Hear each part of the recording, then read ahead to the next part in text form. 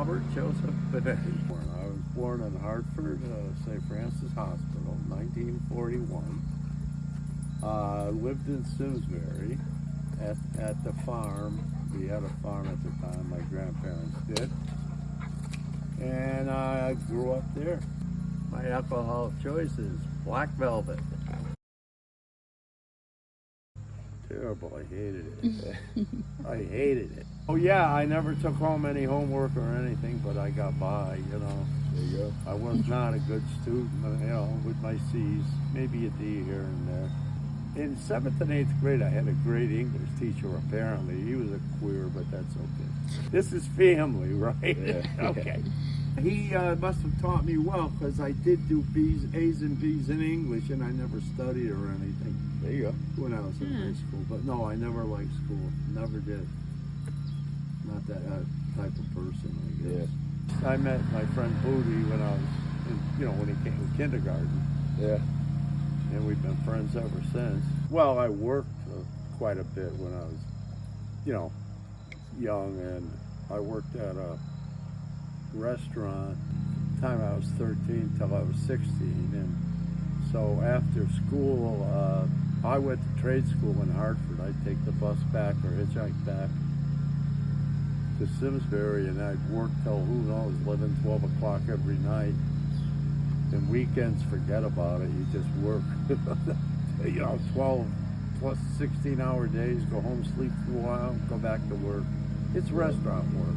Yeah. Started off with pots and pans, work your way up to dishwasher. Then the salad bar.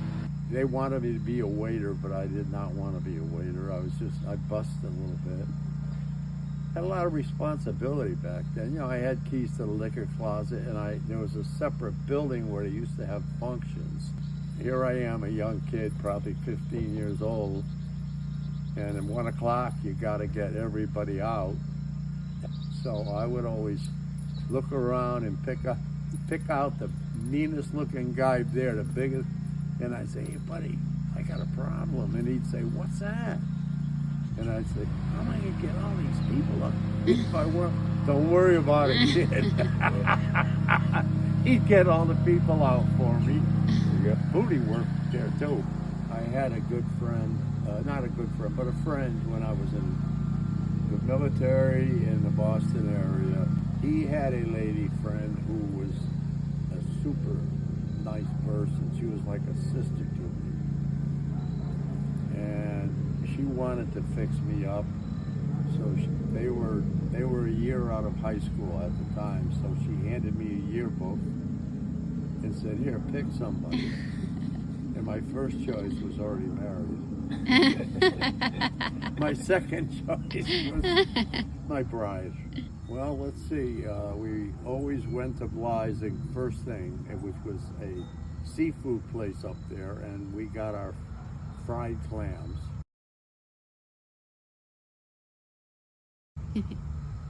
Sometime went to the movies, sometime to eat. Sometime we went up to the Merrimack River in Lowell and just watched the submarine races. Obviously you couldn't see them. Yeah. Yeah. This is not good. After we were dating for, I don't know, a year maybe. Can't remember when it was, a year, a little better.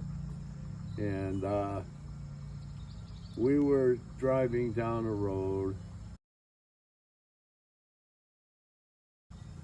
and I asked Helen to look in the glove compartment. And she did, and she got all excited because the ring was in there.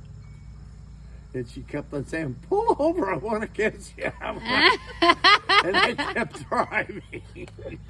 We had a great courtship, I'm telling you. Oh, God.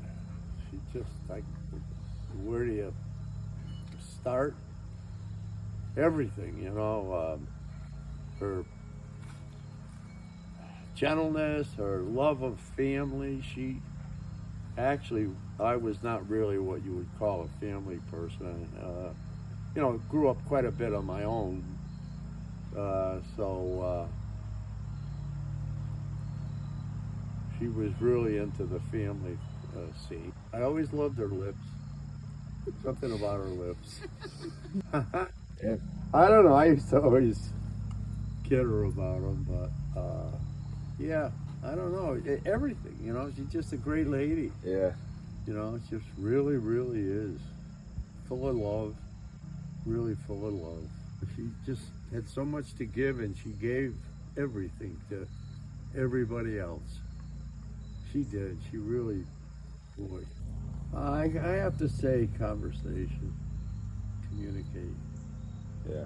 You have to. If you don't communicate, and no lying, you know, no deceitfulness at all, no matter what happened, you just discuss it and work out of it. That's all. That's about it.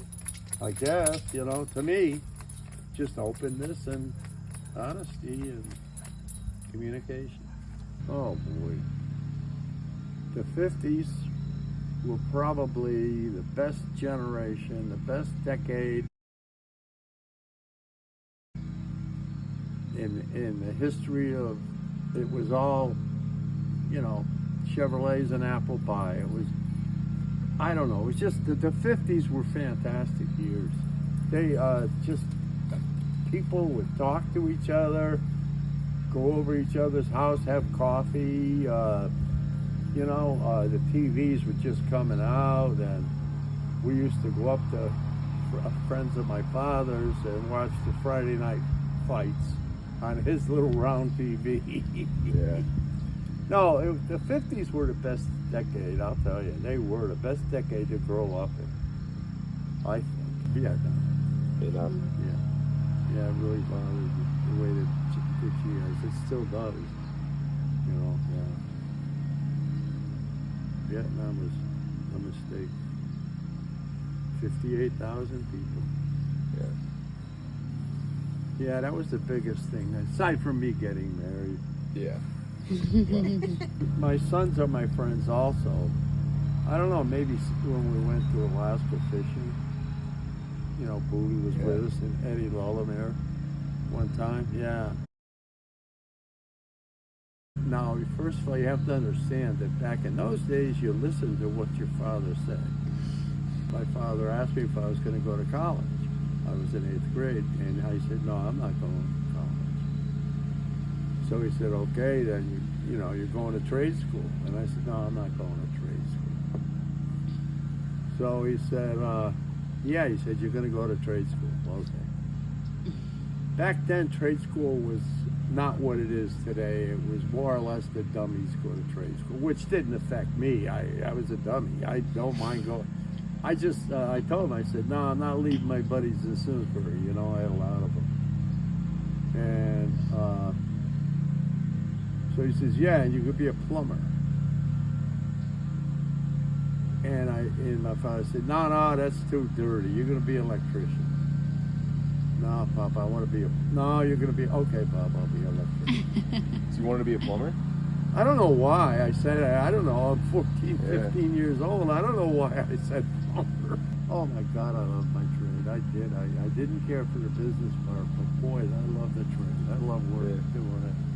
When I got out of the service in '63, I went to unemployment. I knew heating and I knew some plumbing, you know, because that was my career field in the military. So I'm coming down Avon Mountain, and there's, right down at the foot of it, there's Avon Plumbing and Heating. I pulled in and got a job.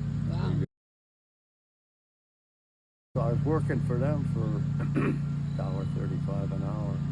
And then I ran into a fellow that I knew. He was wiring, and I was doing the plumbing. He said, Bob, what are you doing plumbing for? I said, because I couldn't find a job as an electrician.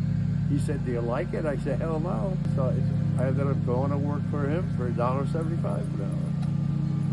But he was good to me. Both of them were. And then he gave me the opportunity. He gave me first refusal to buy him out. Yeah. And I just figured, what the hell? It's either that or go work for somebody else. And he said, yes, so we bought it. I guess it would be out in the ocean fishing or deer hunting with be perfect, either one. I didn't mention my family. I guess I have to include them. Being with my family, Yeah. at Musquamacut or something, If I like you, I like you. If I don't like you, I will tell you. That's me. I'll tell somebody if I dislike them in a heartbeat, I'm very much that way. I'm honest, that's all. Yeah. Makes sense. He doesn't wash his clothes. Oh, I yeah. mean, I don't watch The my infamous clothes. short. Sounds like Nick. Yeah. Say goodbye to my wife. Say goodbye to Helen. Health and my family. Yeah. I've been very fortunate health-wise. So what the hell? I attribute my longevity to just do everything wrong. Start the day with a little black velvet. Oh, you gotta have BB. Yeah. Gotta have BB. Oh, yeah. If the lungs don't get me, the liver will. Nothing. Boring. Lived in the same house for 54 years. Married to the same woman for 59 years. Worked for the same United Electric for 45 years. That's boring.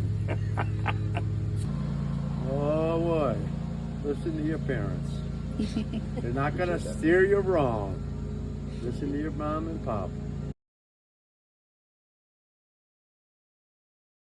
My grandkids listen to their mom and pop, and look what I ended up with, or they ended up with. So kids. yes, just listen to mom and dad. They're not going to steer you wrong. Wow, I got a lot of them. Jeez, I got so many.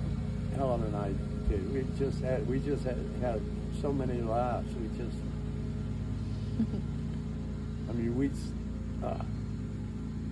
So many over the years. All these kids grew up with their parents partying all the time. But it was all fun. Even when Grammy couldn't get out of the chair, we talked so much, but we laughed so much. Yeah. We had so many things we talked about from the past, and both of us, you remember the time that, that kind of thing, and we just really had, when Grammy started going downhill, I was spending more and more time in the house with her.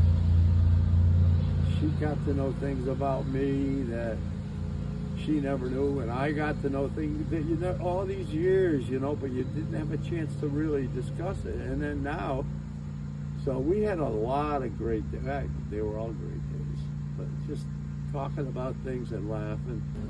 I would not change one damn thing in my entire life.